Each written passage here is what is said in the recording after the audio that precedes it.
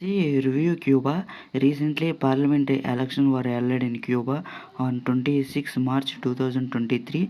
Elected members of National Assembly of People's Power. They were the first election since 1976 in which neither Fidel nor Raúl Castro are involved.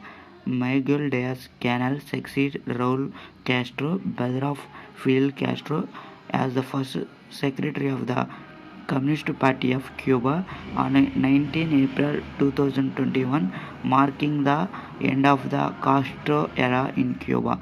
Last election 2018 seats 605 seats, present 2023 seats 474 seats, decrease. Incumbent Prime Minister Manuel Mario Cruz. PCC means Communist Party of Cuba. That's enough, friends. Thank you for all.